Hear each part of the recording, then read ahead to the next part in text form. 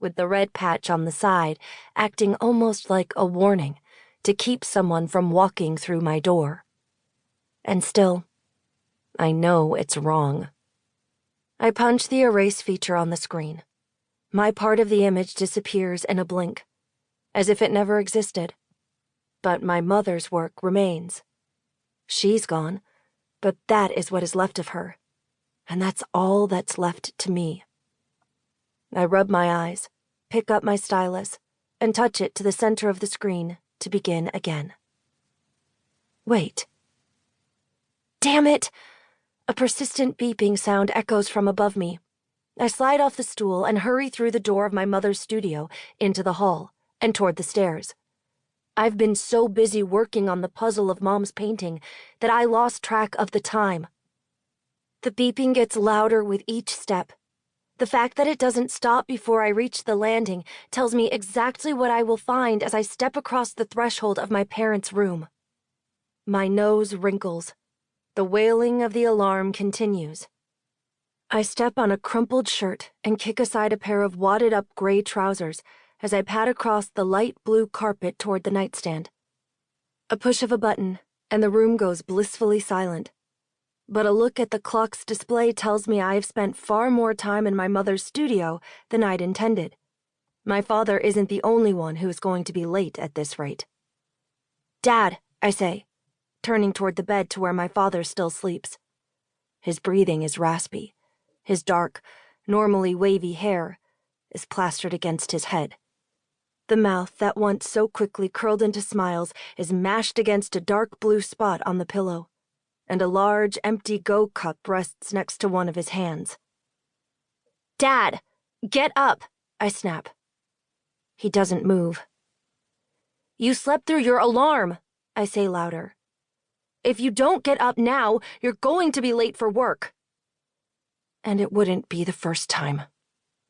I stalk across the room and tug open a window to let the fresh, almost summer air chase the heat and stale smell out of the room.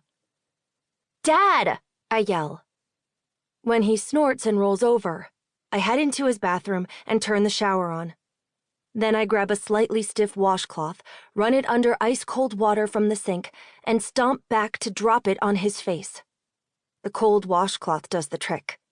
Dad yelps, sits up, and snatches the wet washcloth from his forehead with one hand while knocking the Go cup off the bed with the other. The cup rolls under the bed. Dad blinks his puffy red eyes several times before shifting them to look at me. The shower is already running. "You can't be late," I say, as I wait for him to swing his legs over the edge of the bed and plant his feet on the floor. If I leave now, there's a good chance he'll just lie back down. It's happened before. "I'm sorry, sweetheart," he says, running a hand through his hair, before pushing to his feet. I wait for him to sway, but he's steady, and despite the swollen redness, his eyes are mostly alert. It's an improvement over last week. Maybe I should find hope in that. But I'm not ready for hope. "Be downstairs in 15 minutes, I say, heading for my room so I can get myself ready for another day. It takes me half that time to yank on the pair of navy blue pants and pale yellow shirt that make up my school uniform. I used to hate it, but now I'm grateful for the required sameness. Figuring out what clothes to wear is one less decision I have to make. I brush my hair, start to pull it neatly back into a ponytail, as is my typical style. But one look at my eyes in the mirror has me leaving it loose. Hopefully, the fatigue won't be as obvious that way. The smell of coffee hits me as I hurry downstairs and walk into the cozy yellow and white kitchen. My father gives me what I'm sure he thinks is a cheerful smile, but it comes across as more than a little desperate. His hair is still wet from the shower. His face is shaved, and he's dressed in a blue shirt and gray jacket that I picked up from the cleaner yesterday after school. His eyes still look a little tired, but they are way clearer than they have been in the past few weeks. If I didn't know better, I would think he was back to the dad I used to know.